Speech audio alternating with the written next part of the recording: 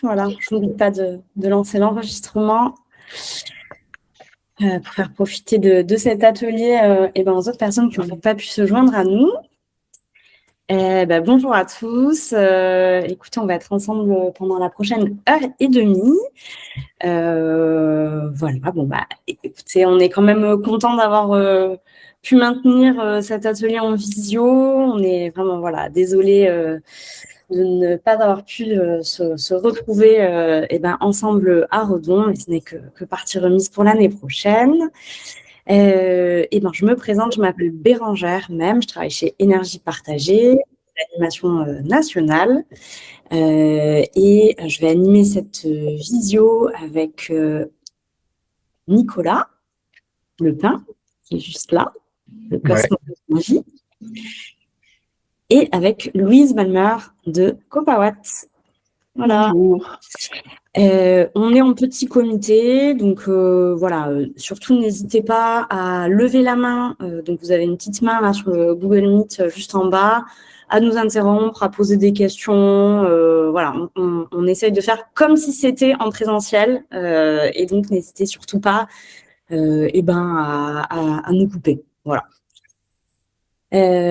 Donc vous êtes bien à l'atelier sur les professionnalisations et modèles économiques, ok ? Donc, si c'était pas celui-là, je vous le rappelle. Je vais vous expliquer un petit peu juste dans quoi cet atelier-là, il s'inscrit, pourquoi on vous a proposé ce temps pendant les rencontres 2026. Vous parlez un petit peu du programme dans lequel on a développé cet atelier avec Louise et Nicolas. Et puis après, on rentrera dans le vif du sujet. Voilà. Alors, est-ce que... Hop, ça marche, ouais. Oui. Eh bien, très bien. Donc, cet atelier s'inscrit dans le cadre d'un programme qui s'appelle Opérateurs énergétiques territoriaux et citoyens. Donc, c'est un programme européen qu'on a développé en 2024, en 2025. Donc, le programme européen, il est terminé aujourd'hui, mais on le poursuit avec d'autres soutiens financiers que vous voyez écrits juste en bas de la slide. Et peut-être pour vous dire en quelques mots, en fait, notre idée, c'était de passer d'une logique plutôt d'accompagner le développement de projets à plutôt aider les coopératives du mouvement à se structurer et à les appuyer en tant qu'entreprise. Et donc, voilà, avec ce programme, on pose d'autres questions que celles du développement de projet, qui a pendant longtemps été le prisme d'accompagnement du mouvement. Et donc là, l'objectif, c'est de déployer une méthode pour accompagner ces entreprises-là, pour les aider à devenir plus solides, à se pérenniser, se professionnaliser. Et ça passe par différentes choses, comme diversifier leurs activités, faire évoluer la gouvernance, etc. Donc, voilà. Et nous, l'angle qu'on a choisi de travail, c'est de venir proposer de la méthodologie auprès des accompagnateurs du réseau, donc les animateurs régionaux, mais aussi tous les gens qui peuvent travailler dans des ALEC ou dans d'autres types de structures relais qui accompagnent des coopératives, des projets d'énergie, des entreprises qui portent des projets d'énergie renouvelables citoyens. Et du coup, de faire évoluer tous ces outils d'accompagnement. Donc, on a testé ça avec eux en 2024, en 2025. Eux-mêmes ont testé ces méthodologies-là avec des coopératives, des opérateurs en direct. Et aujourd'hui, on a capitalisé des choses, notamment pas mal de ressources que je vous présenterai juste après. Et donc là, l'idée aujourd'hui, c'est de vous faire part juste de un angle du programme qui est celui plutôt de la maîtrise financière et du renforcement de cet enjeu-là. Dans notre mouvement. Donc, en fait, on touche à des questions de professionnalisation, de salariat, d'enjeux entrepreneuriaux. Et voilà, et donc on parle en fait de qu'est-ce que c'est un modèle économique d'une entreprise et c'est pas la même chose qu'un business plan d'un projet. Voilà. Et puis aussi avec ce programme, on a pris un petit peu de hauteur et on a produit des connaissances autour de stratégies d'essaimage, de maillage, ou en tout cas on s'est posé les questions sur tous ces enjeux autour de la territorialisation du développement de nos activités. Et donc, si ce sujet vous intéresse particulièrement, ça se passe dans le séminaire opérateur et maillage de demain, qui aura lieu de 14h à 16h. Et vous retrouvez le lien, etc., dans le mail que vous avez reçu de Justine. Et je vous remettrai le lien après dans le chat. Qu'est-ce que j'ai pas dit? Tac. Voilà, peut-être aussi vous dire que c'est un programme sur la professionnalisation, mais on ne dit pas non plus, enfin voilà, ça ne veut pas dire qu'il faut que tout le monde le fasse, que tout le monde embauche des gens et des salariés, etc. Nous, on a conçu ce programme-là pour répondre à un besoin. Il y a de nombreuses structures qui veulent franchir ce cap-là. Et donc, on accompagne ça, mais ça ne concerne pas forcément tous les acteurs, toutes les coopératives du mouvement. Peut-être la dernière chose qui est intéressante dans ce programme, c'est qu'on a retiré des expériences et de la capitalisation autour de projets de chaleur et de projets en élec. On a essayé de tirer parti de cette diversité, et donc c'est un programme qui s'adresse à la fois aux acteurs de la chaleur et de l'élec. Voilà, là plus précisément, vous allez voir les ressources juste après, mais on a construit l'accompagnement sur plutôt par vie, par phase de vie des coopératives, donc plutôt émergence, consolidation et changement d'échelle. Et donc dans chaque module, vous allez retrouver plein de thématiques. La gouvernance, la maîtrise financière, etc., qui sont dans la même boîte à outils. Et puis là, on vous a mis des exemples un peu de ce qu'on a fait avec les accompagnateurs qui ont suivi ce programme-là. Il y a eu 3 formations différentes, il y a eu une journée annuelle.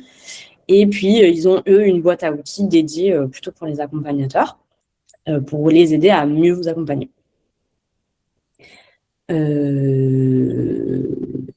vous montre en fait à quoi ça ressemble peut-être. Hop. Donc là, on peut aller là. Alors, est-ce que vous voyez toujours mon écran? Oui. Donc là, je vais sur le site d'énergie partagée. Je vais dans la partie orange, donc c'est tout ce qui est accompagnement. Là, je vais dans le centre des ressources, normalement que vous connaissez. Hop, dans le centre des ressources. Là, je vois opérateur énergétique, module consolidation. Hop, il faut que je me connecte. Alors, je fais tout en live, hein, donc alors, c'est bon, je connais mon mot de passe. Et donc là, vous voyez, pour vous montrer à quoi ça ressemble, donc la consolidation, une partie pour aider les accompagnateurs, avec des conseils de posture, etc. Des choses sur la vision partagée, des choses sur la gouvernance. À chaque fois, vous cliquez, vous déroulez. Et puis ici, ce qui nous intéresse particulièrement aujourd'hui, c'est la partie 5, donc maîtriser le modèle économique et financier. Hop, je clique là. Et là, on propose en fait des types de déroulés d'accompagnement pour vous aider en fait à faire face à cet enjeu-là dans votre coopérative et comment, dans quel ordre, dans quel sens travailler ça. Et puis ici, vous avez des ressources. Donc, on vous a mis par exemple 2 exemples de business plan multigrade PV. Bon, il en existe d'autres, hein, mais voilà. Il y a aussi un business plan qui est issu du projet Eco Empower qui a été présenté il y a une dizaine de jours par l'association des centrales villageoises. Voilà, donc là, hop, vous pouvez cliquer, par exemple, et vous tombez sur les ressources, tout simplement.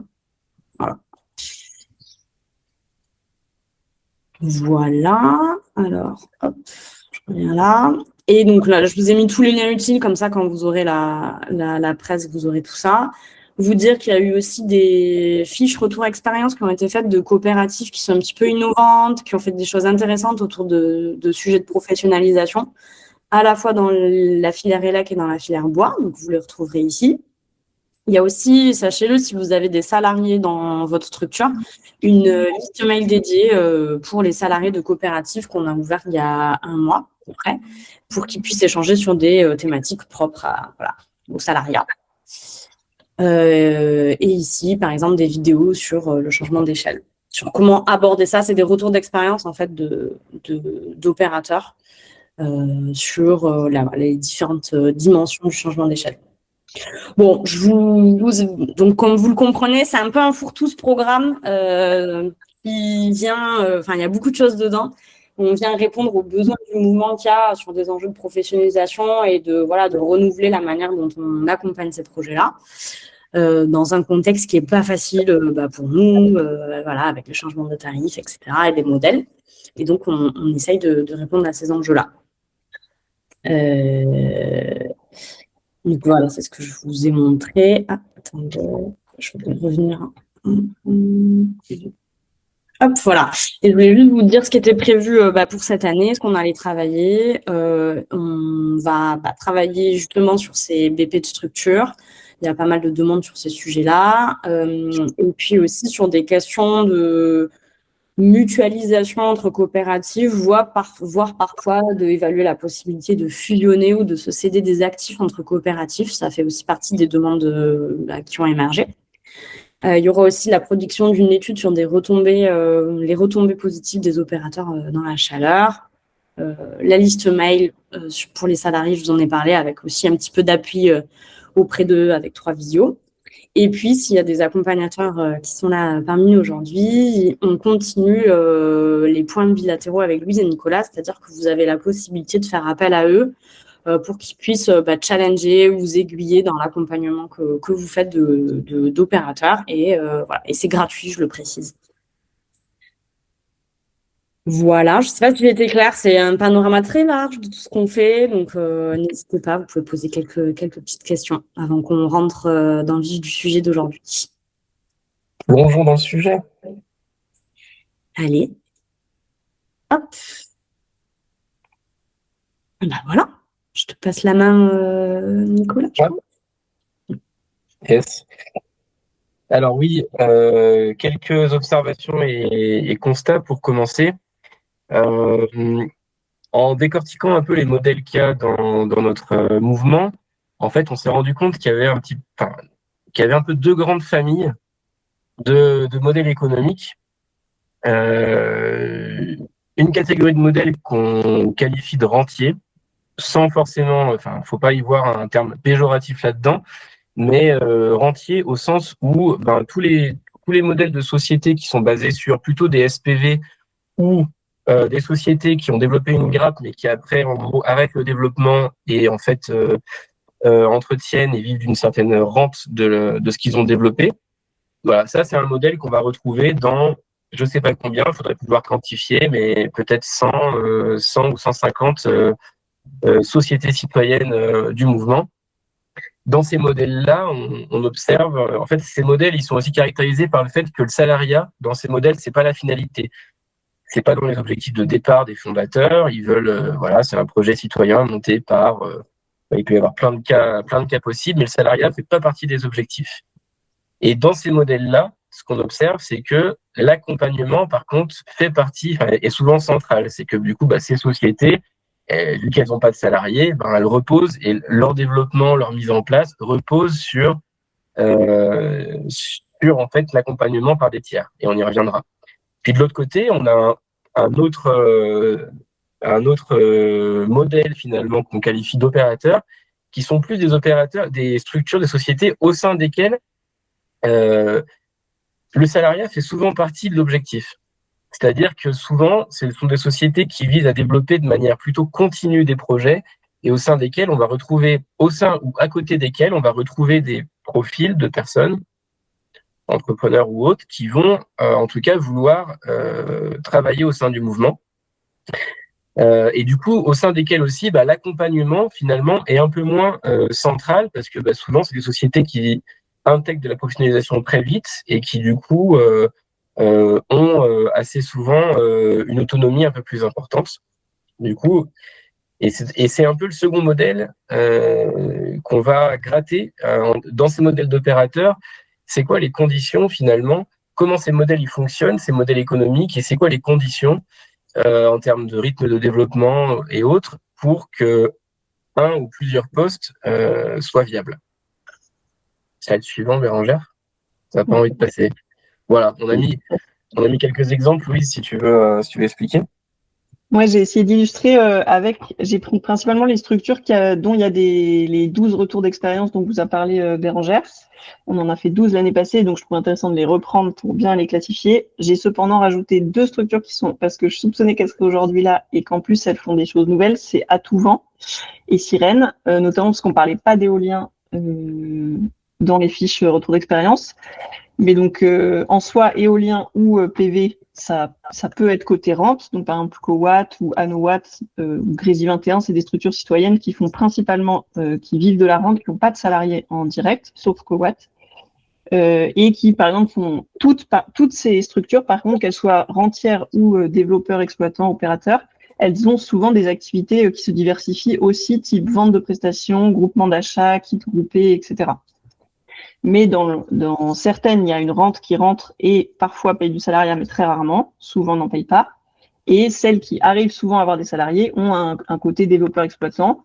Donc là, on a mis 10 watts, c'est un modèle très connu parce qu'on en parle beaucoup, qui fait plein de choses diversifiées, du dev de chaleur, du dev photovoltaïque, de l'autoconso, etc. Il y a Estera, Forestener, tout le groupe de la chaleur. Dans la chaleur, il n'y a pas de structure qui ne vit que de la rente, si je ne dis pas de bêtises. Donc voilà, c'était pour un peu avoir une cartographie. Et donc là, par exemple, j'ai mis Atouvent sur l'association qui aurait une rente et le dev et les prestations côté développeur exploitant. Mais peut-être ceux qui sont là, ils me corrigent et c'est pas ça. Mais voilà pour la cartographie. C'est à la hache, forcément, c'est pas mal comme tu l'as présenté, ça montre. C'est aussi un peu un continuum, hein, parce que voilà, entre les modèles rentiers et les modèles purs développeurs, la frontière, elle n'est pas toujours hyper nette, mais voilà, il y a quand même d'un côté, ce qui peut nous intéresser, c'est plutôt la partie de droite, en se posant la question, comment est-ce que on peut, en interne ou de manière très proche à l'opérateur développeur, arriver à stabiliser des postes, c'est quoi un peu les conditions, c'est quoi les risques. Et c'est de ça dont on va parler. Et c'est quoi les ordres de grandeur financiers? Et effectivement, c'est un continuum. Aussi, c'est pour ça qu'Enercoa, je l'ai mis un peu au milieu. Pas mal des structures qui ont développé 1 méga en toiture, par exemple, d'ici, quand elles auront environ 15 ans, les toitures auront 15 ans, il y a 5 ans où, en fait, elles auront une rente qui permet de financer, si ça se trouve, un salaire entier, parce que l'OA sera pas terminée, mais qu'elles auront fini de rembourser leurs emprunts. Mais c'est pas, nous, on s'intéresse plus au modèle où là, dès maintenant, il y a de quoi avoir des salariés dans la structure. Pour essayer de différencier, donc n'essayez pas de lire, c'est pas fait pour. Mais pour les personnes qui sont familières de ce qu'on appelle des business model Canva ou des modèles économiques Canva, on en a du coup construit un qui permet de comparer finalement ces deux grands modèles en les représentant du coup au sein d'une matrice comme ça de business model. Et on va zoomer un petit peu sur les parties. Donc pour ceux qui connaissent pas du tout ce type d'outil, c'est juste un outil qui permet déjà de conceptualiser qu'un modèle économique, c'est pas juste des chiffres déjà. Un modèle économique, c'est avant tout une proposition de valeur. Auprès de qui, pour qui on va faire ça, c'est plutôt la partie en haut à droite de la matrice. Avec qui, avec quelles ressources on va le faire, c'est plutôt la partie en haut à gauche. Et en bas, on s'intéresse, et enfin, on s'intéresse aux structures de recettes et aux structures de charges. Donc, tu peux aller tout de suite sur le slide suivant. Et donc, ça pourra vous être partagé pour ceux qui sont intéressés. Donc, juste pour zoomer un peu sur les parties, il y a un petit code couleur. Ce qui est en noir, c'est ce qui serait à peu près commun entre tous les modèles de société, d'entreprise. Et puis, ce qui est en vert, c'est plutôt ce qui serait spécifique au modèle dit d'opérateur. Et ce qui serait bleu, serait plutôt ce qui serait plutôt spécifique au modèle dit rentier. Donc, pour commencer, on a globalement à peu près le même besoin social entre les structures, même si souvent, dans les modèles d'opérateurs, il y a un objet social, il y a un objectif social qui est souvent la création d'emplois. C'est quand même quelque chose qu'on va retrouver dans beaucoup de sociétés. Et du coup, forcément, ça va tirer le modèle économique dans le sens de comment est-ce qu'on va faire pour arriver à travailler à 1, 2, 3, 10 personnes sur cette activité. Ensuite, dans le sujet des clients, des bénéficiaires, sans rentrer trop dans le détail parce qu'on a d'autres choses à voir après, mais ce qui va un petit peu changer, c'est que dans les modèles rentiers, jusqu'ici, ce sont des modèles qui s'asseyaient le plus souvent sur une rente sécurisée par une obligation d'achat ou par un appel d'offres de la CRE, quelles que soient les filières concernées, et par des compléments de rémunération. Là où, dans les modèles plutôt petits d'opérateurs, on a généralement un rapport de consommation qui est plus souvent intégré, où on va avoir des modèles dans lesquels on va, notamment dans la chaleur, mais de plus en plus aussi dans l'élec, avec l'autoconsommation, où les bénéficiaires et ceux qui vont nous payer, c'est aussi directement ou indirectement les consommateurs d'énergie. Et du coup, en fait, la proposition de valeur, même s'il y a des choses qui sont en commun, c'est-à-dire l'investissement citoyen, le développement de domaines territorialisés, etc., il y a des petites subtilités quand même qui distinguent les modèles, entre d'un côté les modèles rentiers qui vont être plutôt dans une proposition de valeur on va développer surtout un projet. Là, l'objectif de la société, c'est de porter un projet. Souvent, c'est ça. Versus un modèle d'opérateur où la finalité, c'est de développer de manière plus continue, en fait, les énergies renouvelables. Et souvent, du coup, vu qu'il y a cette idée de vente d'énergie, la proposition de valeur, c'est aussi, on va vendre de la stabilité, on va vendre de l'autonomie énergétique, on va vendre peut-être des fois des économies d'énergie, on va vendre des économies dans le portefeuille. Donc finalement, le positionnement n'est pas tout à fait le même. On va généralement plutôt s'adresser aux consommateurs finaux plus directement. Du côté du coup de la partie en haut à gauche, donc là c'est plutôt avec quelles ressources et avec quels partenaires finalement on va répondre à cette proposition de valeur. Bon, les activités clés pour tous les modèles, ça reste du développement de projets, de la conception-réalisation, de l'exploitation, ça on connaît tous ça par cœur.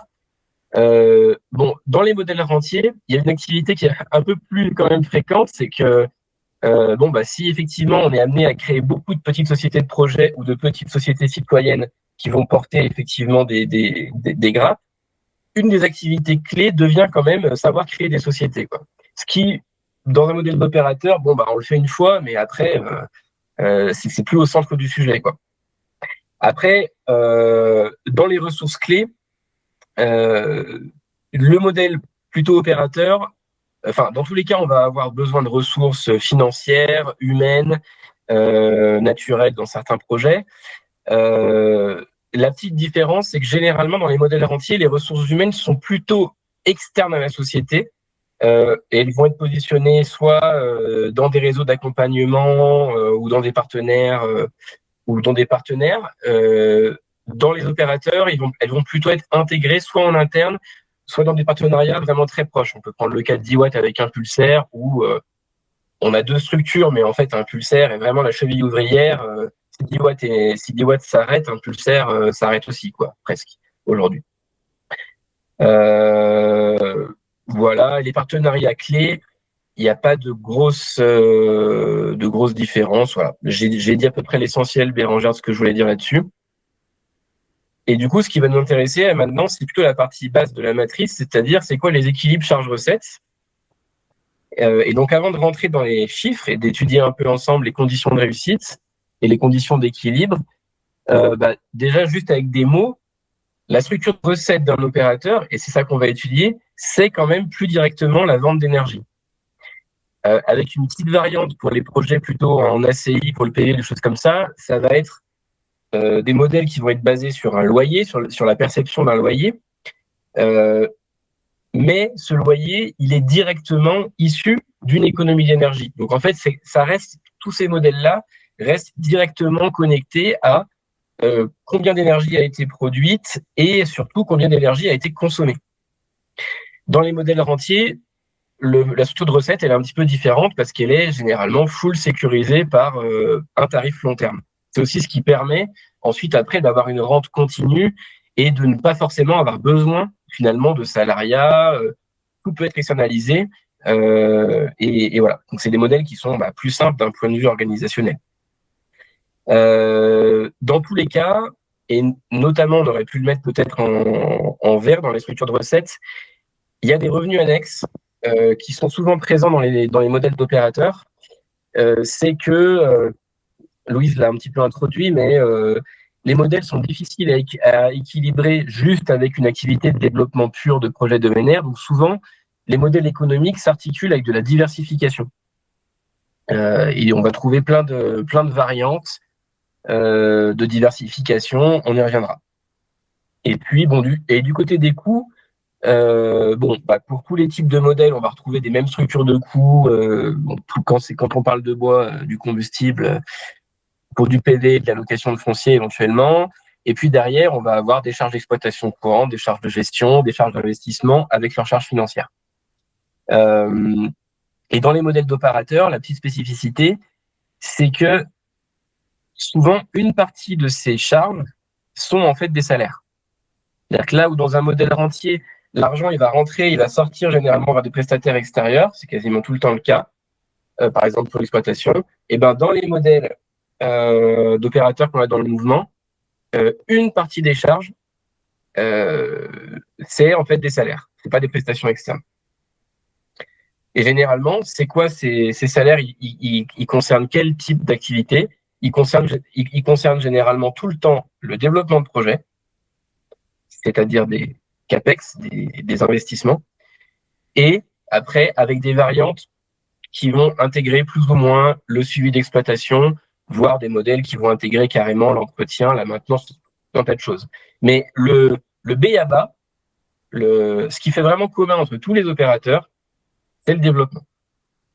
Et du coup, c'est ça qui va nous intéresser aussi dans les tableaux qu'on va présenter après. On a considéré, c'est un peu la base. Il n'y a pas de développement.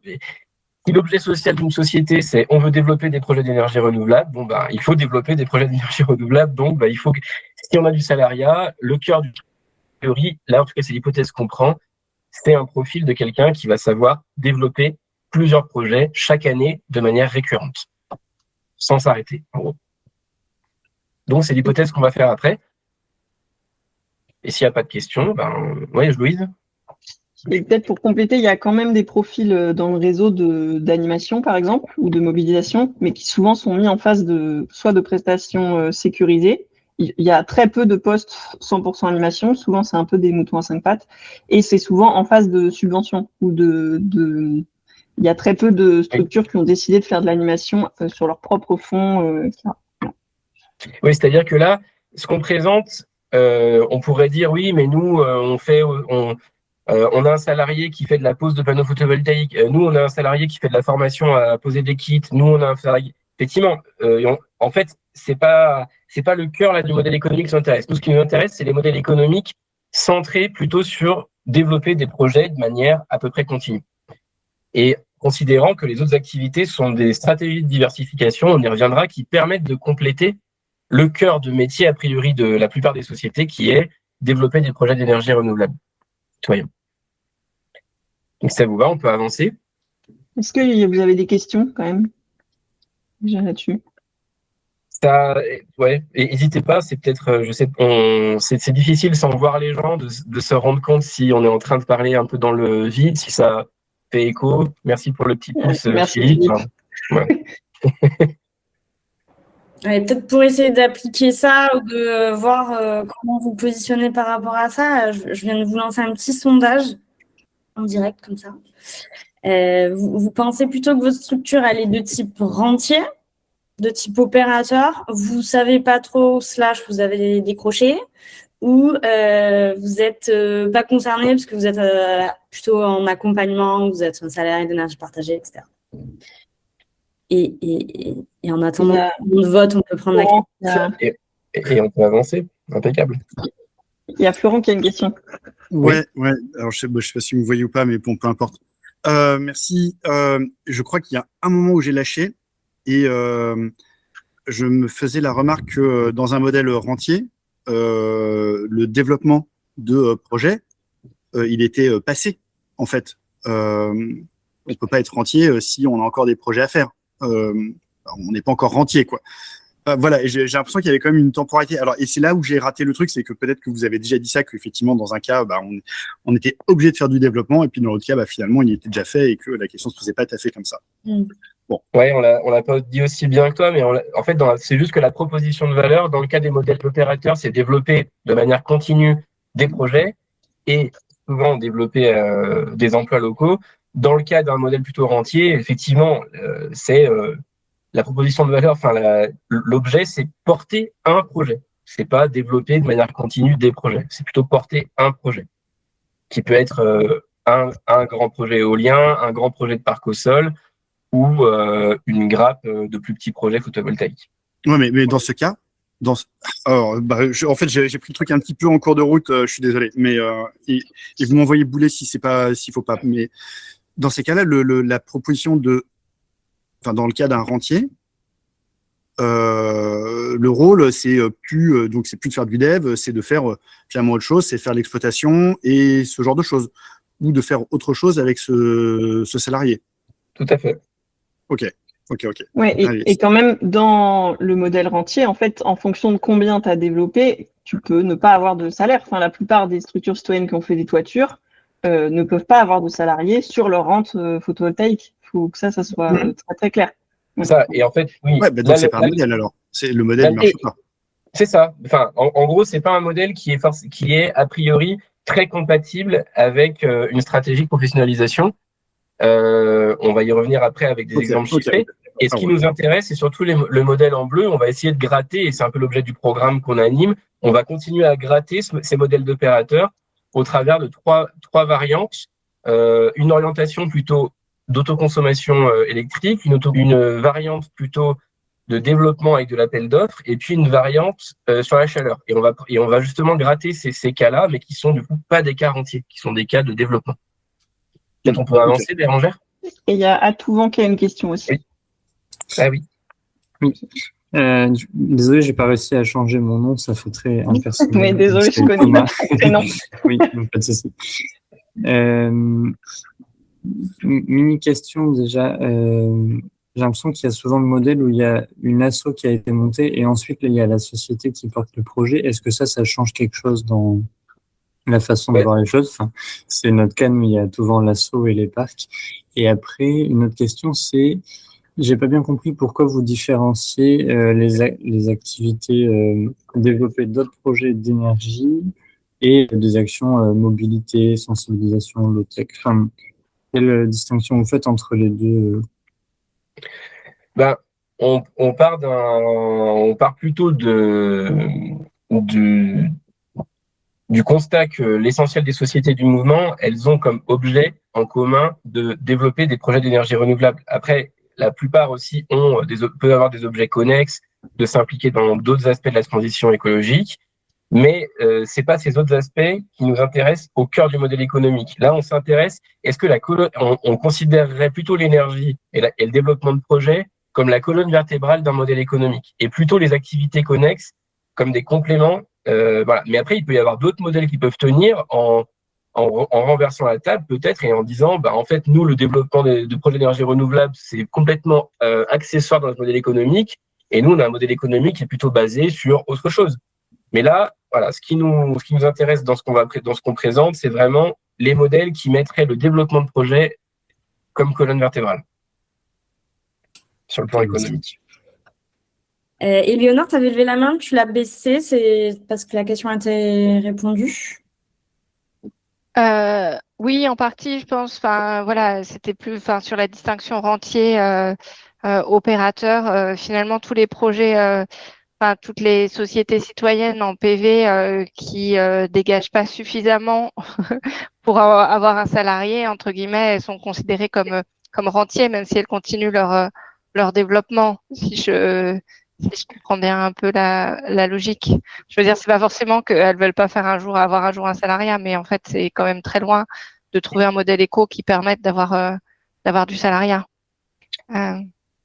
Ou alors, on peut les assimiler celles qui arriveraient à continuer à faire du développement aujourd'hui, et en fait, elles peuvent être assimilées à des opérateurs, mais avec un fonctionnement très bénévole. Nous, ce qu'on constate, et le postulat qu'on fait, par observation aussi, c'est que ça va être très marginal. C'est que beaucoup de sociétés qui seraient basées vraiment en interne sur des ressources essentiellement bénévoles vont avoir beaucoup de difficultés, a priori, dans les années qui viennent, à continuer à développer. On va y revenir, il me semble, Bérangère, dans les constats après, du fait de la complexification du secteur, de la taille des projets qui augmente, de la fin des obligations d'achat. Voilà. peut-être slide suivant, Bérangère, justement, peut-être on peut aller sur les slides suivants, il me semble, Bérangère, de mémoire, qui doivent adresser ces questions.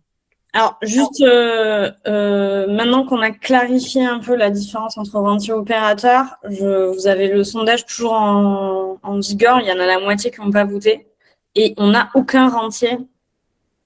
Donc, je vous laisse 1 minute là, peut-être pour remplir le sondage. Est-ce que vous trouvez le bouton ou est-ce que c'est trop compliqué sur Google Meet? Je ne sais pas. Et comme ça, j'y mets fin. J'ai voté. Bon. On peut voter si on a plusieurs casquettes? Ouais, tu peux voter 2 fois. Je ne sais pas si je peux voter 2 fois. Non, on peut pas. Eh ben... Mais moi, je me reconnais en tant que membre du COPIL de Cowatt, qui se pose ces questions-là depuis 3 ans. Je me reconnais pleinement dans la présentation. Super. Et ben, je vous propose donc voilà quelques. Ah oui, on avait mis les constats à la fin. Ok. Donc pour déjà illustrer un petit peu les enjeux d'équilibre, on va vous proposer un petit exercice. Alors on est 20-25 là, on est en visio. J'ai pleinement conscience, enfin on a pleinement conscience que ce qu'on va présenter, c'est pas hyper agréable parce qu'on va présenter un tableur Excel avec des résultats. Louise, ton micro est coupé. C'est un outil qu'on a développé spécifiquement là pour cet atelier, qui vise peut-être à être derrière réutilisé en formation en fin d'année pour certains, et qui va nous permettre de discuter, de présenter 3 modèles. Comme je l'ai dit, PV basé sur l'autoconso, du PV basé sur de l'appel d'offres, et puis du thermique basé sur de la vente de chaleur. J'ai envie de dire du classique. L'idée, ça va être de rentrer dans ces modèles. Donc quand je dis, donc c'est rentrer dans en fait les flux financiers de ces modèles qui sont un petit peu simplifiés volontairement, et de discuter, tiens, si j'intégrais maintenant un poste salarié à plein temps, à quelles conditions j'arriverais à équilibrer ce poste. Donc c'est volontairement quelque chose de très hypothétique qui ne correspond à aucun cas réel, mais ça permet justement déjà de se dire, tiens, si c'était l'objectif, si on prenait le problème à l'envers, si on se disait quelles seraient les conditions pour arriver à équilibrer ne serait-ce qu'un poste face à des activités de développement sur ces 3 filières. Donc, on va rentrer dedans. Je crois que je vais devoir partager mon écran, Bérangère. Et du coup, c'est Louise qui va avoir l'œil sur vos questions pour modérer. Est-ce que vous voyez un tableur Excel qui fait peur? Ouais, on voit. Alors, tu peux peut-être zoomer. Oui, je vous en aurai en temps voulu. Ouais. Mais ça me va bien pour l'instant que vous ne lisiez pas. Je vous explique juste parce que les 3, ils vont ressembler un peu à la même chose. En vert, c'est des paramètres qu'on peut faire bouger. Voilà, c'est des paramètres qui jouent. Les courbes, en gros, c'est les résultats. Donc, on va avoir quoi? On va avoir, à chaque fois, on va voir le chiffre d'affaires, on va voir l'évolution du résultat, on va voir l'évolution de la trésorerie, la structure, et on va voir un petit truc sur le temps de travail pour se poser la question en nombre de jours par an. Et sur chacun des modèles, on va retrouver cette logique. Et si un jour, vous voulez gratter ce fichier là qui a été produit pour l'occasion, voilà, tout est sur juste un onglet. Et ce que je ne montrerai pas trop, c'est que ces graphiques, en gros, à chaque fois, il y a un compte d'exploitation prévisionnelle de la société et un plan de trésorerie de la société. Voilà. Donc, donc ceux qui sont habitués au business plan et à la projection financière, c'est assez classique. Et du coup, donc il y a des paramètres qui vont être plutôt technico-économiques, certains qui vont être financiers, des paramètres qui vont causer plutôt sur les RH. Et puis, une des clés du truc, c'est le rythme de développement. Puisqu'on est un modèle plutôt développeur, on va se poser la question, combien de projets de telle typologie il faut que je fasse par an, en moyenne? Et puis, en fonction de ce que je mets comme chiffre, qu'est-ce que ça dit sur mes courbes et mes indicateurs? Et du coup, on va vous présenter avec Louise des résultats intermédiaires qu'on a pu objectiver et puis discuter avec vous des risques associés à ces stratégies. Et puis, vous aurez le droit aussi de nous dire, attends, j'aimerais bien faire varier tel ou tel paramètre. Seront exclus, par contre, les questions du type j'aimerais bien revoir les hypothèses de tel investissement, tel truc. Voilà, forcément, il y a plein d'hypothèses. Donc, merci. On va pas plonger dans tout le détail. Faites-moi confiance sur le fait qu'elles sont à peu près réalistes, du fait qu'on développe chez moi du photovoltaïque et du thermique.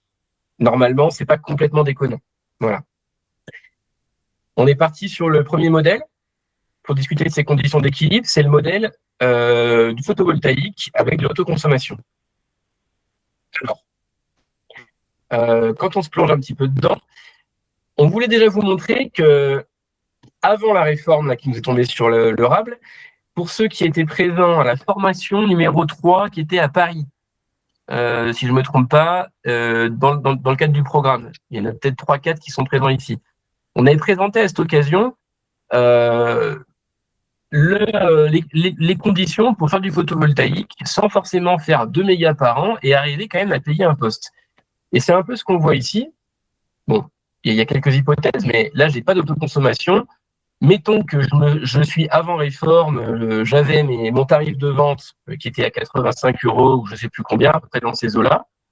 Voilà, on voit qu'avec un point de départ, en faisant 5 projets par an, on Tu arrive. peux zoomer un tout petit peu plus pour qu'on arrive à lire les intitulés. Là, c'est mieux. Voilà. En faisant du coup 5 projets par an. Peut-être enlever le déroulé de la formule en haut, enfin de tout ce qui est la zone grisée. Comme ça, c'est mieux. Juste dessous partager, tu as une petite flèche. Où ça, tu dis? Juste en dessous du bouton partager, tu as une petite flèche qui te permet de enlever tout le menu. À droite. Copier, coller, etc. Ça là, oui. Ouais, juste dessus. Non, oui. Oui. Yes, merci. Impeccable. Donc, ce qu'on voit dans ce modèle un peu, on va dire, avant crise, on pouvait avoir un équilibre. Alors bon, si on développait pas assez de projets, si on développait que 2, bah j'arrivais pas à suivre en termes de résultats parce que j'avais mon salarié qui pesait trop. Et puis petit à petit, on voit qu'on en développe en 3, on se rapproche de la vérité. En gros, il y a, selon un peu les types de projets, on voit que si on avait un capital de départ, je sais pas, de 150, 200 000 €, on pouvait arriver à peu près à s'en sortir. Là, c'est pas le but de creuser ce modèle, il n'existe plus. Voilà, donc c'est juste pour dire, le point de départ, c'était un peu ça. Et peut-être, Nicolas, oui, peut faire le point de départ des hypothèses communes à tous les scénarios. Oui, peut-être, ouais, j'ai pas osé rentrer trop, mais tu as raison. Dans les paramètres technico-économiques, on part sur le fait qu'on a un taux de charge du PV de 1100 heures. Il y aura un sujet sur le taux d'ACI, on en parlera après. Il y aura une hypothèse de c'est quoi l'économique que vont faire les clients en ACI, enfin c'est quoi leur tarif actuel en gros moyen, grâce auquel du coup ils vont faire, sur lequel ils vont faire une économie grâce à l'ACI. Il y a un petit paramètre, je ne rentre pas dans le détail, mais qui dit combien il y a de valeur qui repart à l'opérateur sur cette économie. Ça, bientôt, ce sera 11 parce que c'est 1,1 centime maintenant, et c'est 4,5 pour l'instant.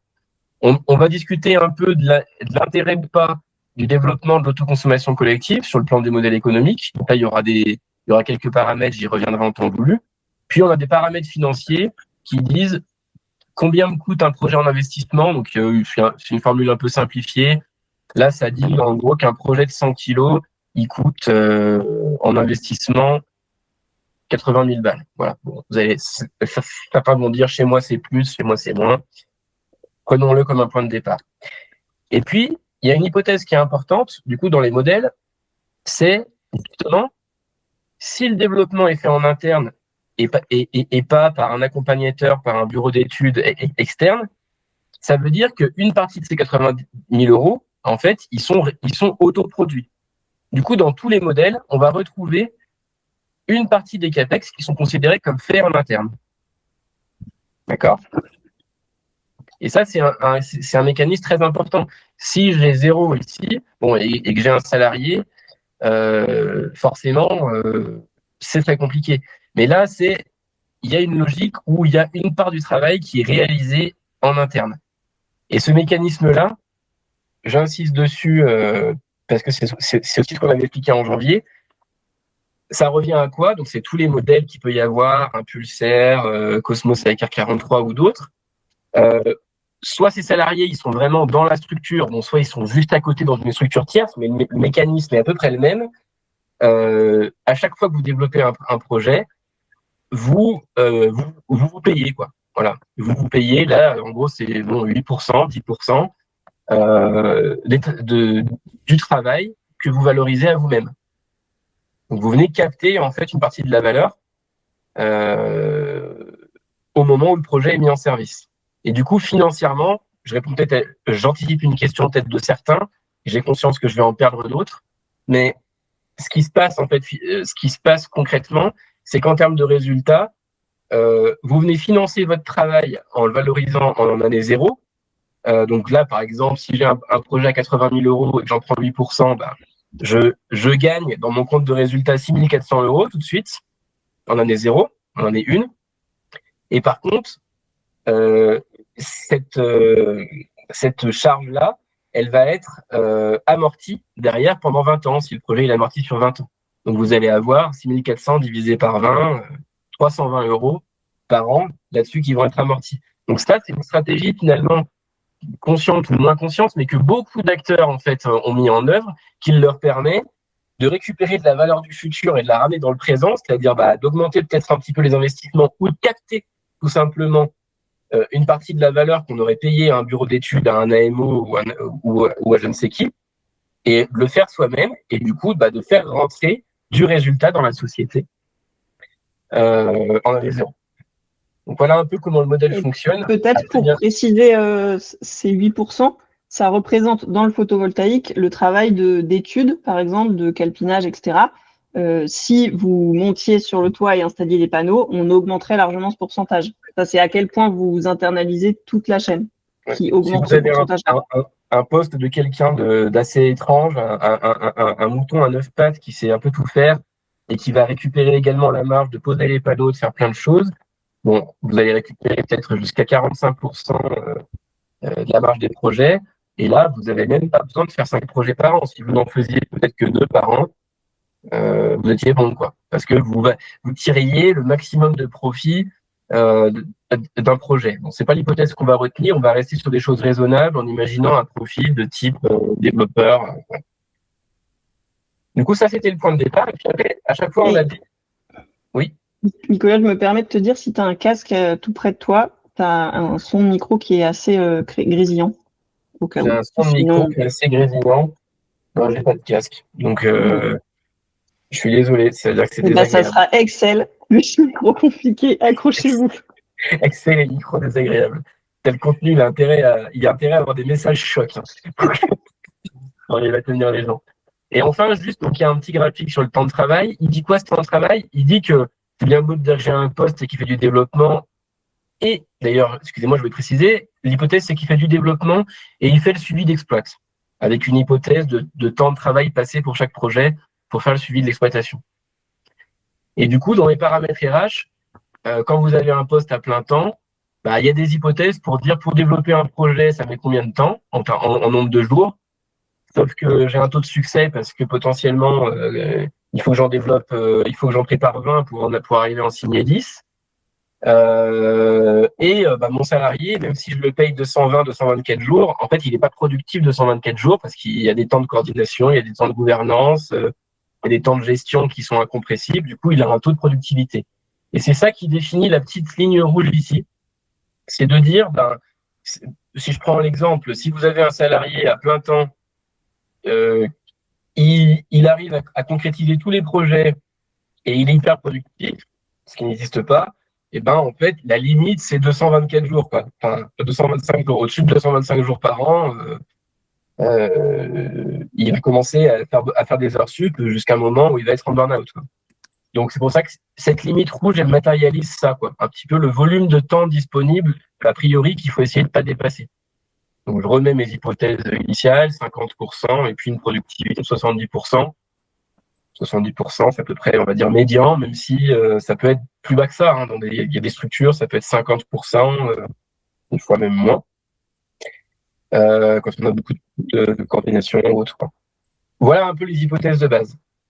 Maintenant qu'on est à peu près chaud, je vous espère le salaire envisagé, oui. Après, plus bas, il y a certains paramètres qui sont mis un peu plus bas, que là, je ne peux pas varier. Mais si vous voulez faire varier les salaires, les charges de structure, les charges diverses et variées, où il y a quelques charges qui sont mises, volontairement, je ne présente pas tout dans le détail, mais si vous voulez rejouer dessus après, vous pouvez rejouer un peu dessus.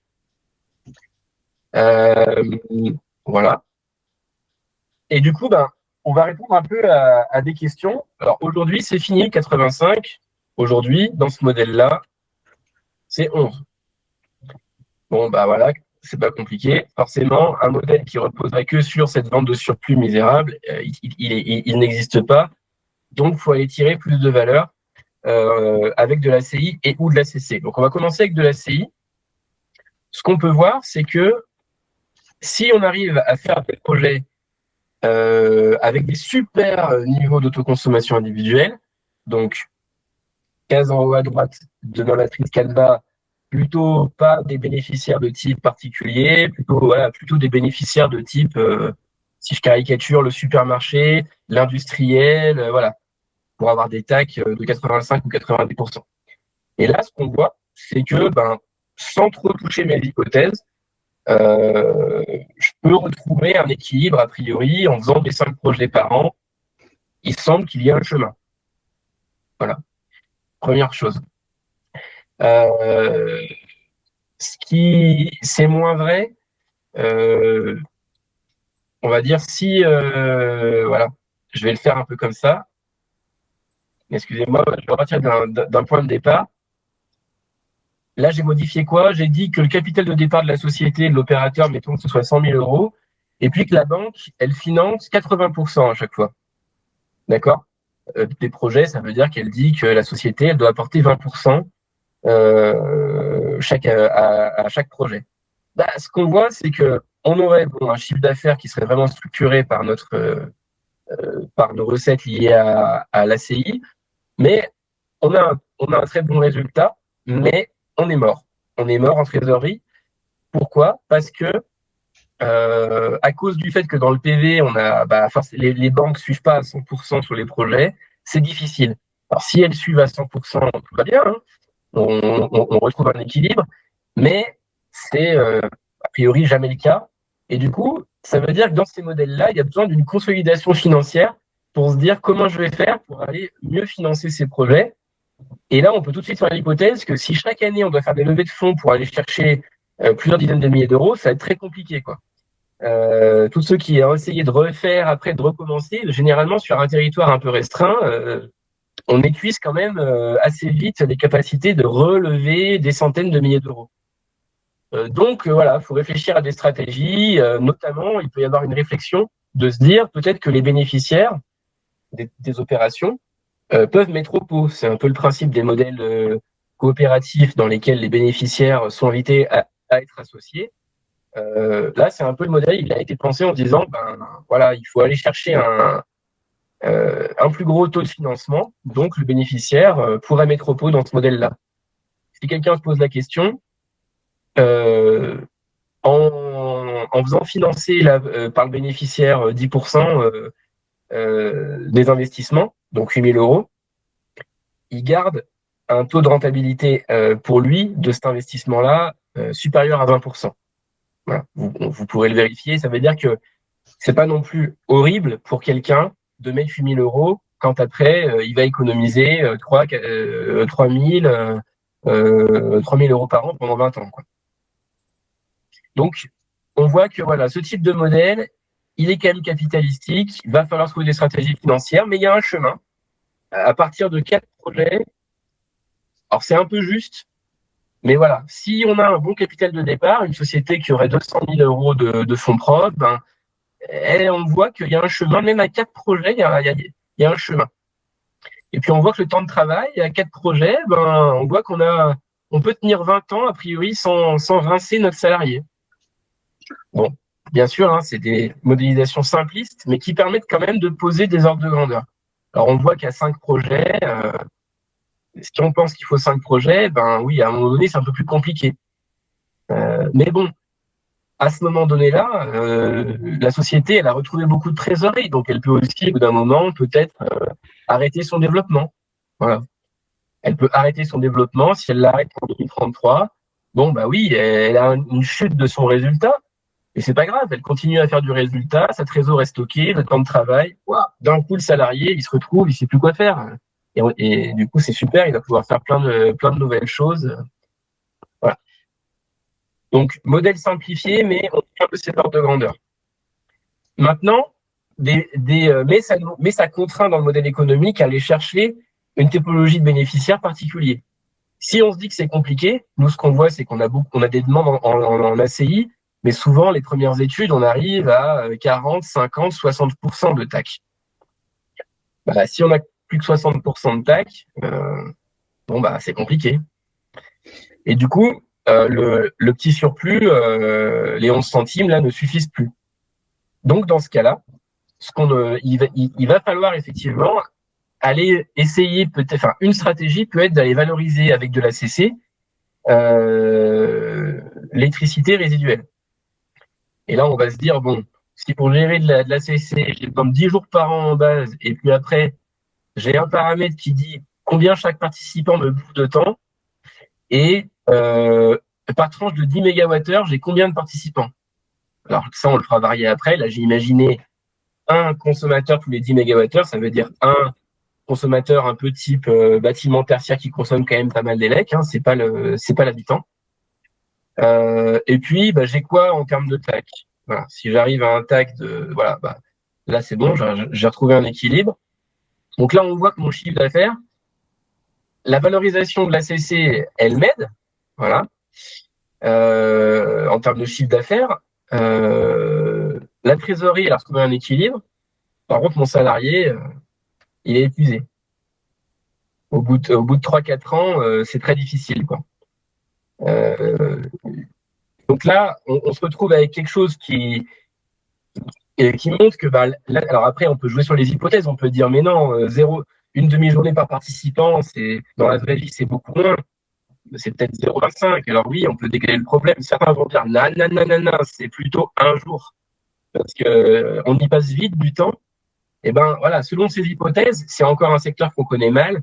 On voit que c'est le temps de travail qui peut être un facteur limitant.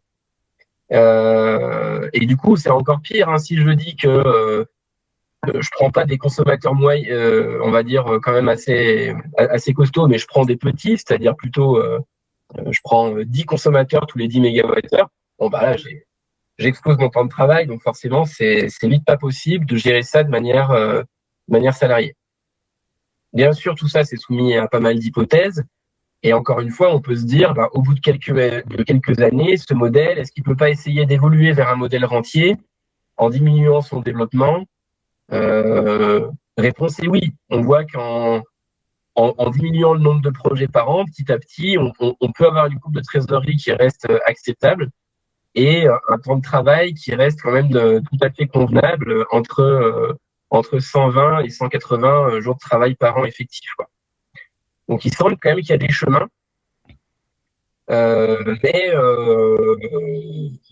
mais du coup, avec quand même une pression un peu plus sur les RH. Voilà. J'ai envie de m'arrêter là sur ce modèle-là. J'ai dépassé pas mal de temps. On est à la moitié du temps, Nicolas, pour info. Super. Sur la présentation des modèles. Et du coup, pour finir, il y a Léonore qui a une question. Alors, je finis avec un élément, puis on prend quelques questions. Du coup, ce que ce modèle simplifié permet de démontrer, c'est que les risques liés à ce modèle-là,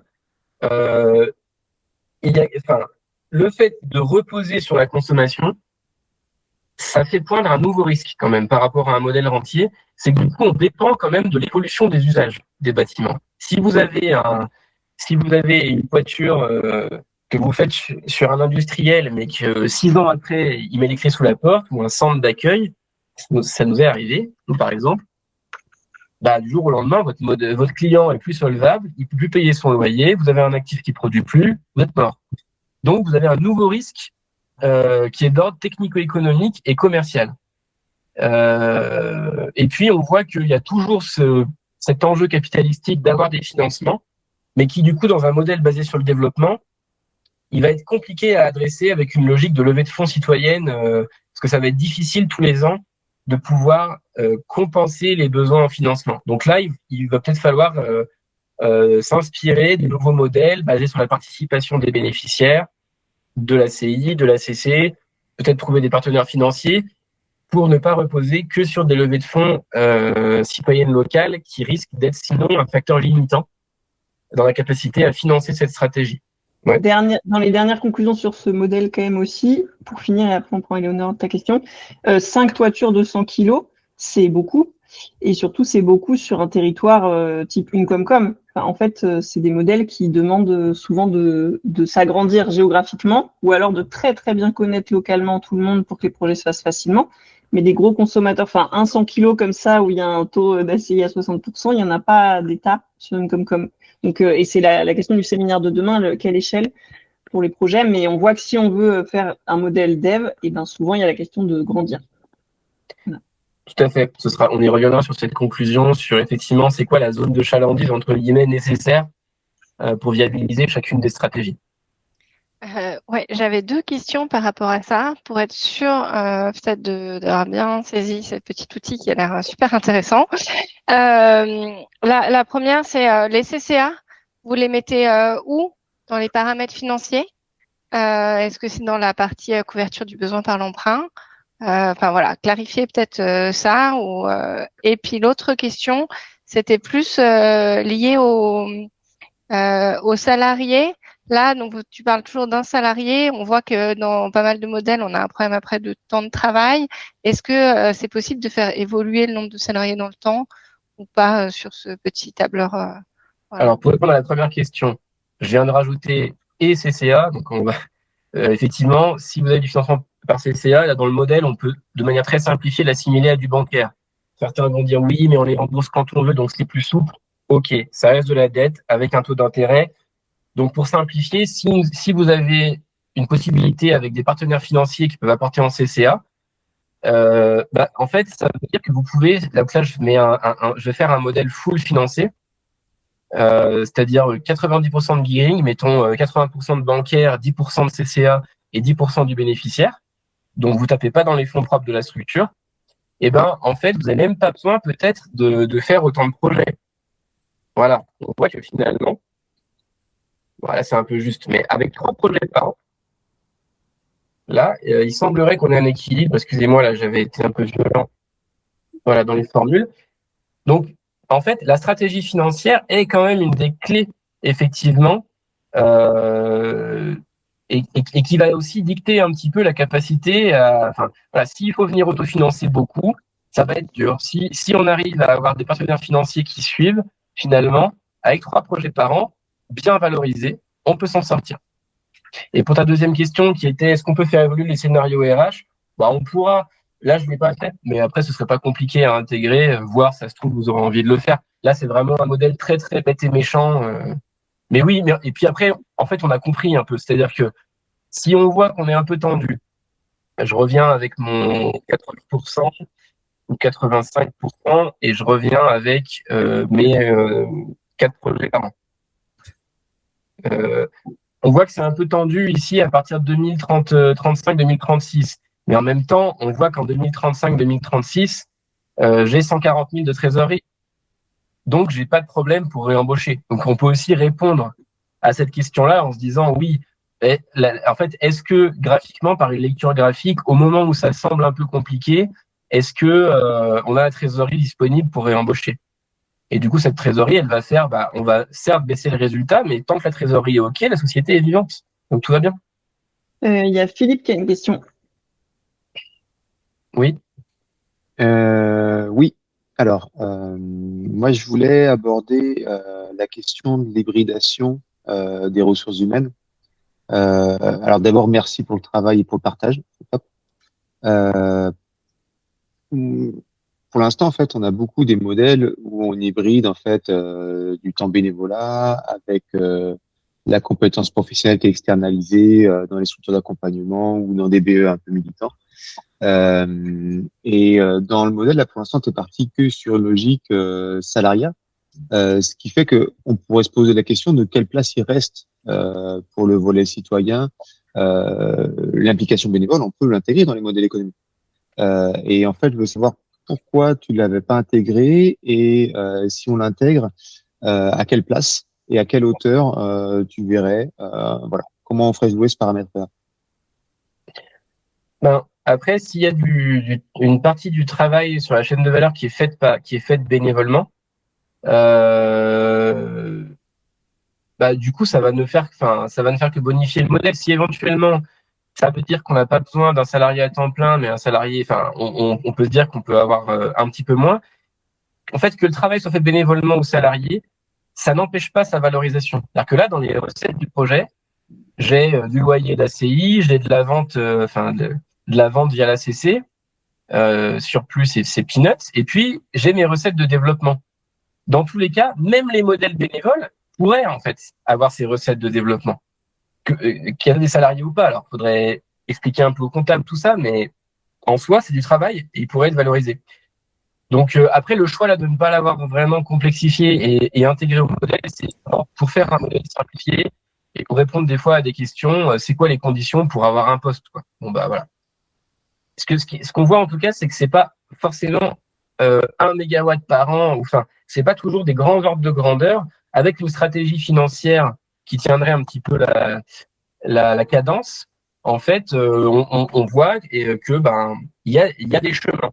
Alors comme l'a dit Louise, peut-être pas à l'échelle d'une Comcom ou d'un bassin de vie de 15 ou 20 000 habitants, mais il y a quand même des chemins qui font que cette stratégie peut exister.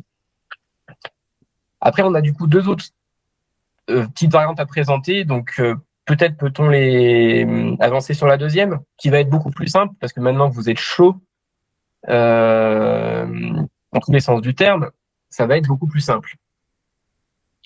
C'est la petite variante PV, mais à haut creux. Donc là, je me mets dans un modèle où je salarie quelqu'un, mais pour faire du développement de projet, et je vais plutôt adresser la cible des projets au-dessus de entre 100 et 500 kilos, mettons, en AO simplifié. Donc on va retrouver des paramètres un peu similaires, et puis on va avoir le paramètre de tarif de l'AO creux qui va être là et qui va nous permettre de discuter. Voilà. Et on retrouve nos petites TH et nos petits graphiques. Et puis notre rythme de développement. Bon, là, on développe de la 200 kilos, on va dire, voilà. Donc là, ce qu'on peut voir, c'est que sur un modèle comme ça, on va avoir 2 paramètres qui vont être très, très, très sensibles. C'est toujours pareil, le gearing, ou en gros la capacité à autofinancer, et je vais anticiper, on va remettre que suite à la remarque d'Éléonore, hop, les CCA, ici. Donc la capacité à financer et à tenir la cadence de cette stratégie, et bien sûr la valorisation en AO creux. Là, donc là, le modèle économique, il est basé plutôt sur je trouve du foncier, je verse une petite indemnité, un petit loyer pour notre propriétaire foncier. Je considère qu'il apporte quelque chose au projet en termes de financement. C'est ce qu'on fait nous chez nous, par exemple. Et si vous posez la question, ça lui garantit un TRI de 10% son investissement. Donc, ça reste quand même pas vilain. Et voilà. Et après, du coup, j'ai un modèle de recette qui est basé sur je vends mon élec, quoi, en AO. Là, on voit que si j'ai 2 projets par an un peu costauds comme ça, c'est un peu compliqué. À 80 € le mégawattheure en AO creux. Bon, si je les finance très bien, il y a un chemin. Alors là, ce qui se passe en fait, c'est que pendant pas mal d'années, on creuse quand même un peu la trésorerie de la société. Si elle avait une trésorerie de départ un petit peu plus légère, on n'y arrive pas. C'est-à-dire que finalement, on utilise beaucoup les fonds propres pour entretenir un peu le poste du salarié. Donc, c'est quand même pas un modèle qui est très équilibré. Mais si on arrive plutôt à faire 3 projets par an, on y arrive. On a une courbe de trésor qui grandit.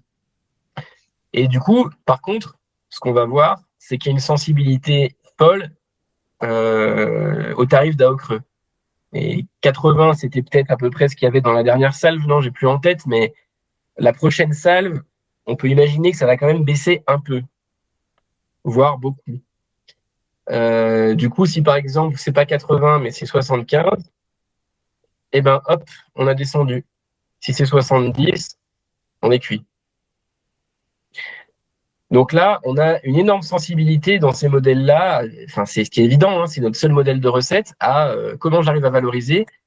Et finalement, si les tarifs d'AO creux baissent et qu'on voit que ça converge plutôt vers 70, 65, eh ben, on se retrouve avec une stratégie, même très bien financée, qui est vraiment très dure à tenir, quoi. Et sur laquelle il faut arriver à faire peut-être 5 projets, même là on n'y arrive même plus, quoi. Et puis là, je suis mort, mon salarié il est en burn-out complet. Nicolas, juste ça y est, on a fini le temps. On a fini le temps. Donc là, en gros, si on veut tirer enseignement de ce modèle, ça reste quand même des modèles assez compliqués qui dépendent d'arriver à maintenir un tarif d'AO quand même qui soit à peu près correct et d'avoir une bonne stratégie financière. Voilà. On n'a plus le risque technico-commercial avec les consommateurs.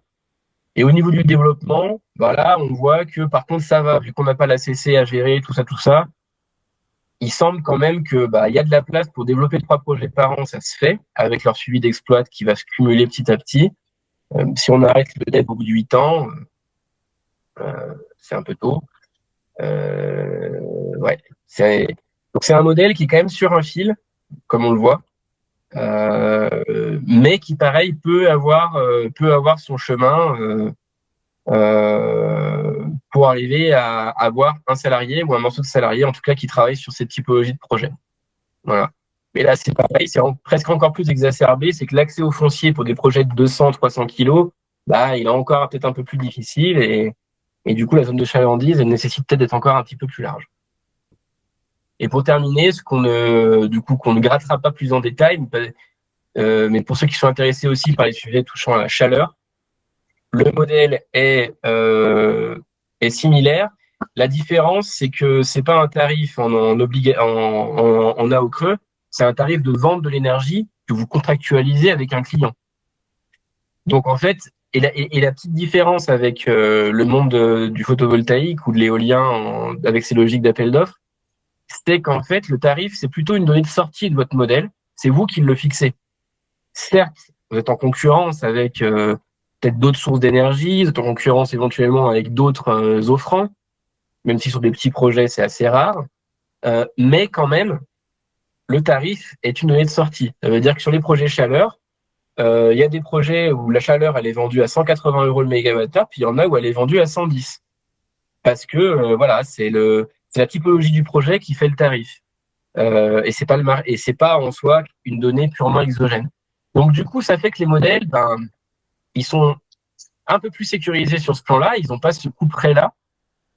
Par contre, sauf si les marchés de l'énergie s'effondrent et que vous n'arrivez plus à vendre vos offres parce que le fuel et le gaz coûtent tellement pas cher que c'est impossible de commercialiser. Ça, c'est éventuellement le risque.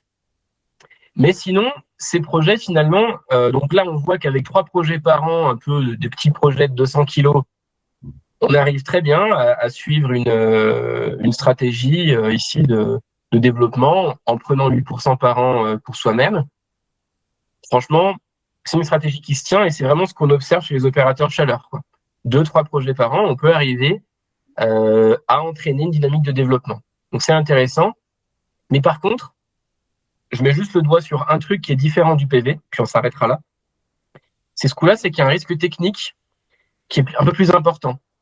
Parce que, en fait, vu que vous vendez de l'énergie dans des bâtiments, si vous êtes trompé sur l'estimation de vos pertes sur votre réseau, alors quand vous faites de l'élec, vous vous en foutez, c'est Enedis, c'est RTE et compagnie qui les supportent, ces pertes, mais et qui les font payer à travers des mécanismes qui sont fixes, quoi.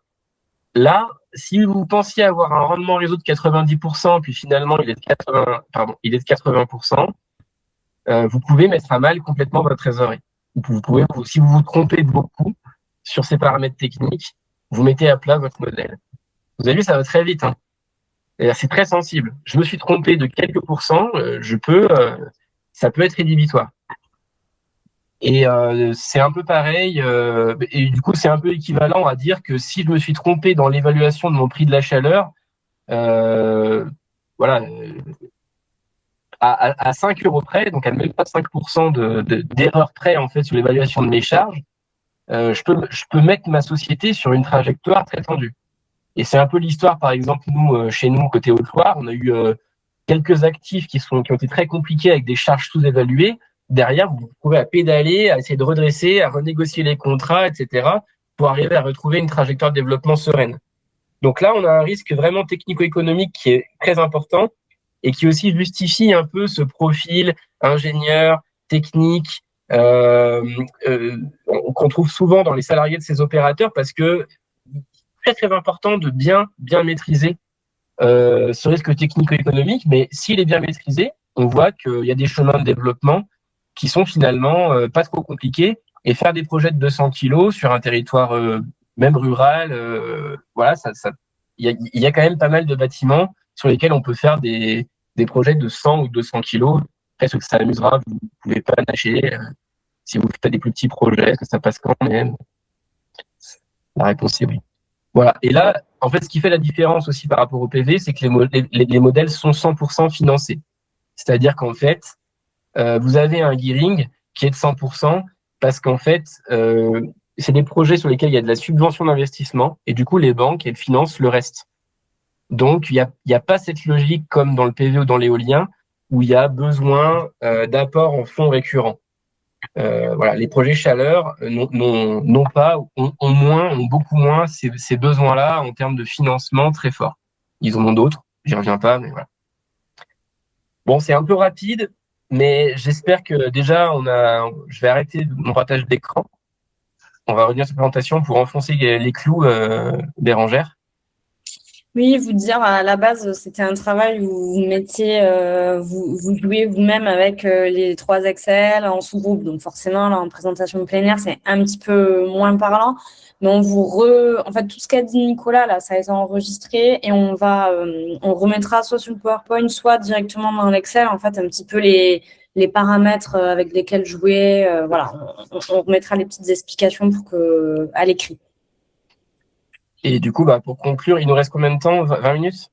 Dont 10 de présentation? 10 en théorie, mais 10 minutes. On mange un peu. D'accord. Du coup, on voulait enfoncer le clou pour finir avec quelques observations, du coup, issues un peu de tout ça et d'autres choses. La première observation, c'est que déjà, on voulait dire quelque chose, peut-être qui n'est pas tant compris que ça, mais dans tous les modèles, toutes les variantes, et y compris dans les modèles rentiers, il y a bien du travail salarié. Il n'y a pas des modèles bénévoles et des modèles professionnels.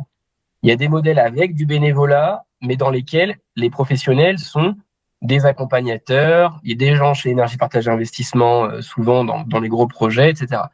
Donc c'est pour dire que dans tous les cas, il y a déjà des salariés dans le mouvement.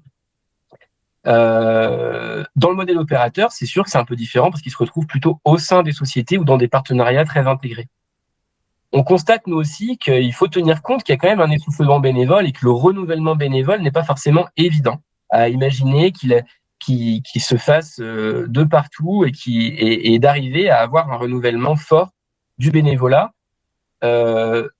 d'autant plus que les modèles se complexifient. C'est le 4e point. On le voit, que ce soit sur le PV, etc.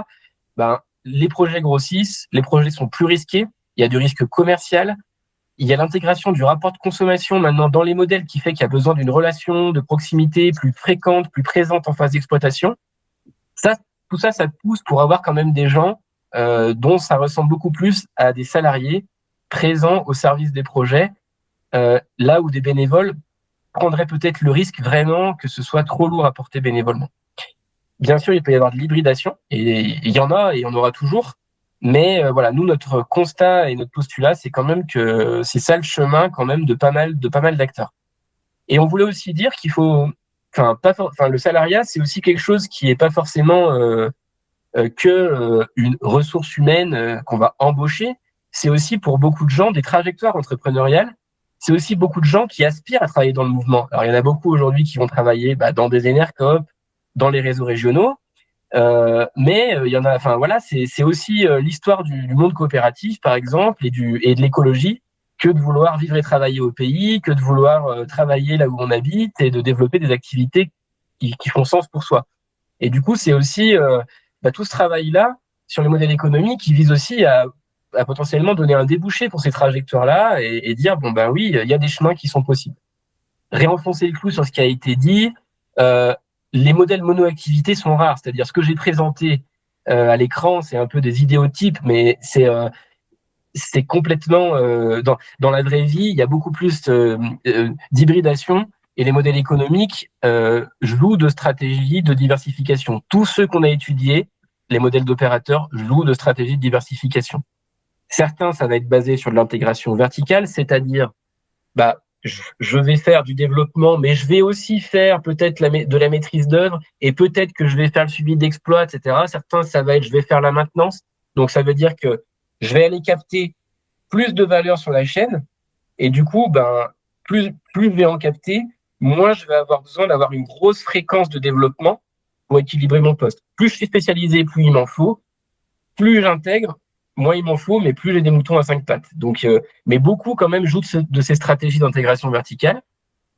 Beaucoup jouent aussi de stratégies d'intégration horizontale, c'est-à-dire je sais faire quelque chose dans mon cœur de métier. Par exemple, je sais livrer du bois déchiqueté, et je peux aller vendre du bois à d'autres clients.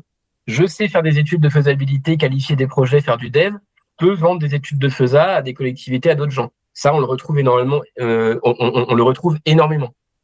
Donc, il y a aussi des stratégies qui vont être aussi d'aller capter des financements, des subventions pour la transition écologique, et du coup d'arriver à hybrider du dev avec un peu de subvention. Et avec ça, on arrive à équilibrer des postes, plusieurs, à faire des équipes, sans forcément avoir des stratégies de développement ultra intenses.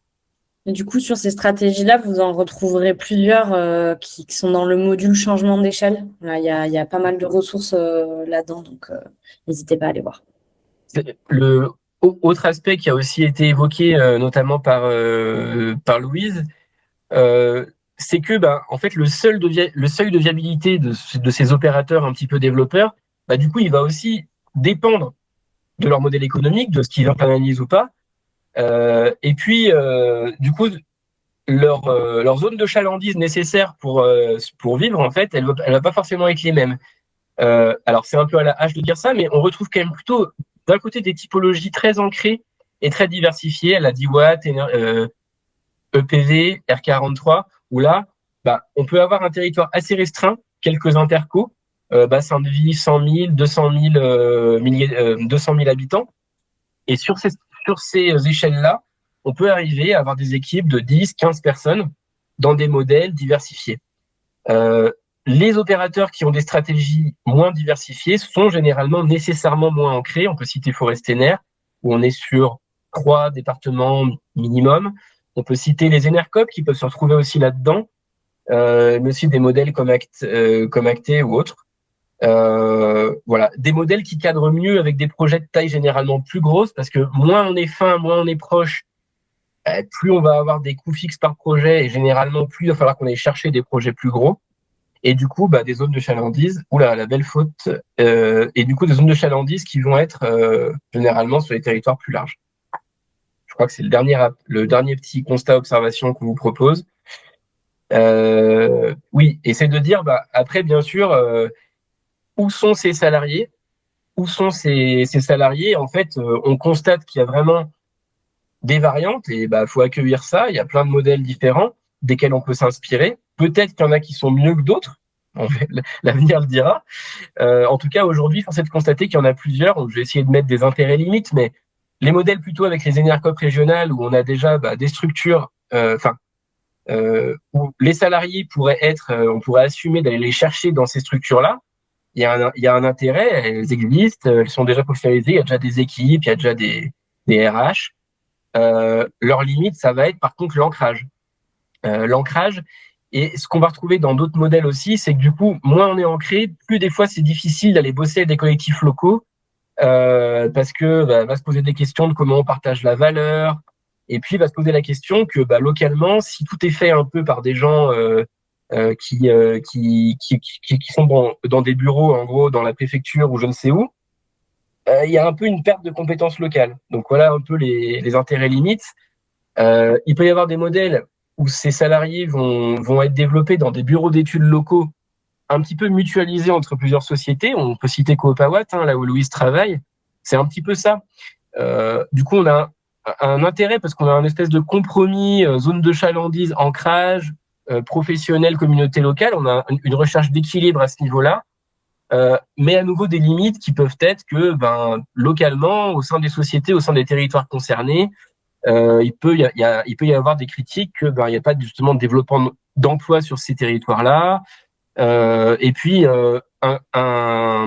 pareil, un questionnement sur comment la valeur est partagée qui peut coincer des structures locales qui peuvent dire ouais, non, nous vous payez tant de milliers d'euros par an pour développer les projets, même si ça consolide vos postes, ça nous pose question, et du coup ça peut être des freins à utiliser ce type de structure, ou à s'appuyer sur ce type de structure. On pourrait se dire aussi, et puis ça a déjà été fait dans certains réseaux régionaux, les réseaux régionaux pourraient être un espace dans lesquels il pourrait y avoir ces salariés, avec ces profils de développeurs. D'autant que les réseaux régionaux, ils ont de moins en moins de sous, et d'autant qu'ils ont déjà des salariés. Du coup, on pourrait se poser la question, et je sais que certains se la sont déjà posés, est-ce que finalement, il n'y a pas une partie des postes dans les réseaux régionaux qui pourraient pas évoluer vers du développement de projets au service des coopératives, voire d'autres services, voilà. Et du coup, mais on va avoir un petit peu, sans doute, la même limite que celle qu'on peut opposer aux ENACOP régionales en termes de proximité. Et puis après, on a des modèles qui peuvent être internes, où là, c'est l'opérateur directement qui salarie ou qui crée comme dans DiWatt Impulsaire, qui crée une structure juste à côté, mais c'est comme si c'était salarié finalement en interne, d'un point de vue du point de vue du modèle éco. C'est similaire, on va dire.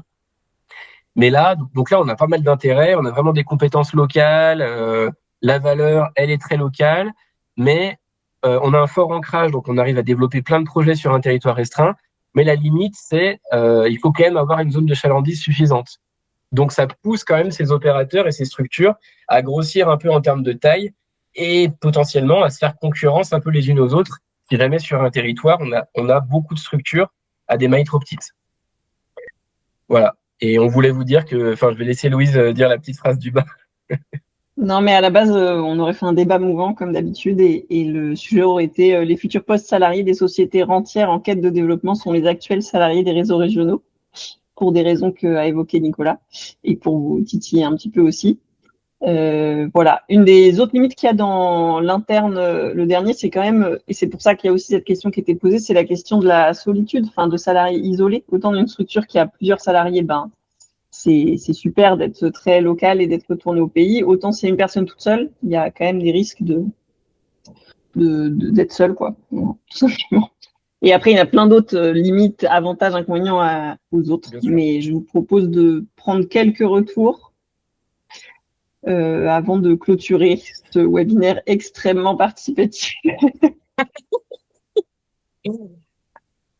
Ouais, moi, ma contribution. Alors, merci beaucoup pour ce travail un peu de conceptualisation. C'est chouette. Et par rapport à cette évolution, moi, je vois deux choses. C'est la question d'abord de où est la compétence de développement. Et en fait, ça, c'est pas une donnée qu'on préétablit. En fait, les gens en sont où ils sont, et en fait, c'est peut-être ça des fois qui fait que les choses se passent comme elles sont. Et ensuite, pour moi, il y a un enjeu plutôt réseau pour éviter d'avoir des moutons à 5 pattes, à 8 pattes qui s'épuisent ou qui font qu'une société se casse la gueule quand lui part parce que voilà, la vie fait que on n'est pas toujours accroché à une société. Et là, en fait, pour moi, il y a un vrai enjeu réseau sur des groupements d'employeurs ou des hybridations de salariat pour en fait avoir un maillage de pros qui coopèrent plutôt qu'ils se tirent la bourre ou qui vont plus en prendre d'une structure à une autre, quoi. Et donc en fait, si on considère, parce qu'en fait, moi la conclusion que je tire en écoutant tout ça, c'est que la frontière elle est de plus en plus poreuse entre les deux modèles qu'on a présentés, parce que on voit bien la limite des sociétés rentières, etc. Et donc, en fait, cette porosité, est-ce qu'elle crée de l'instabilité ou elle crée des nouveaux modèles qui viennent renforcer en fait le mouvement d'énergie citoyenne.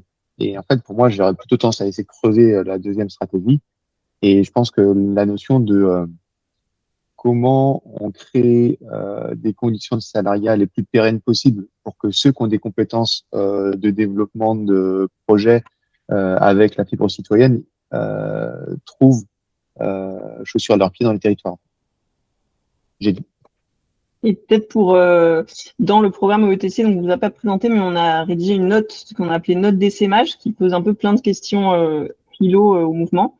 Et notamment, certaines de ces questions, c'est qu'est-ce que c'est le rôle de EP sur est-ce qu'on a un groupement d'employeurs national, est-ce que c'est les régions qui s'organisent, aussi toute la question des concurrences et de est-ce qu'on traite les concurrences ou est-ce qu'on se dit au moins dans chaque région on essaie de les traiter. Parce que, comme tu dis, il faut qu'on se donne plutôt de la force, que la période s'annonce difficile. Et du coup, voilà, il y a toute cette... je ne sais plus si elle va être mise à dispo ou pas, cette note, mais voilà. Et ben, du coup, dans le chat, je vous ai mis le lien du séminaire de demain qui aura lieu de 14h à 16h, donc l'après-midi. Demain matin, vous avez l'AG d'énergie partagée en ligne. Et puis enfin une petite dernière demande, je vous ai mis un lien vers un tableur.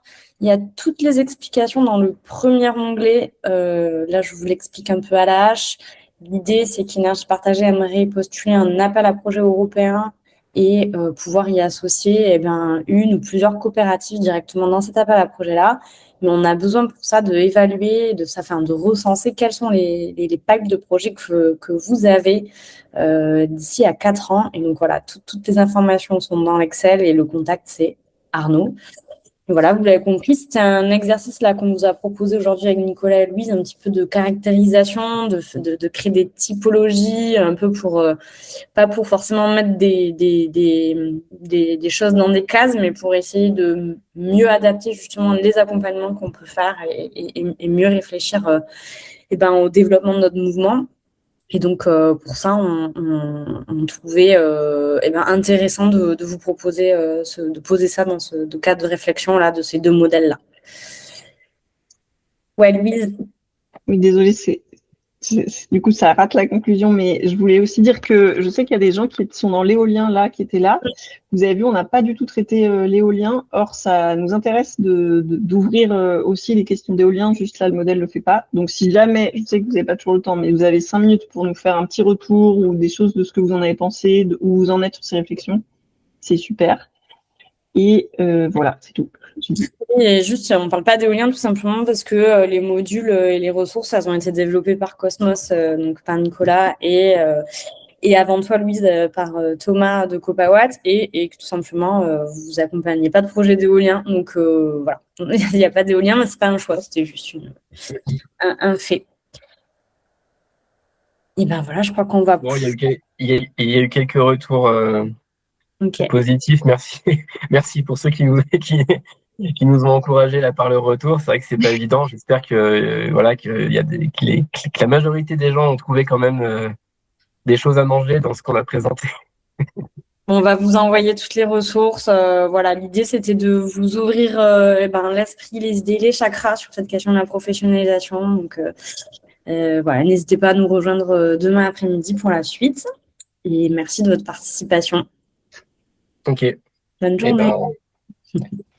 On reste en ligne, Louise et Bérangère, rapidement. Ouais.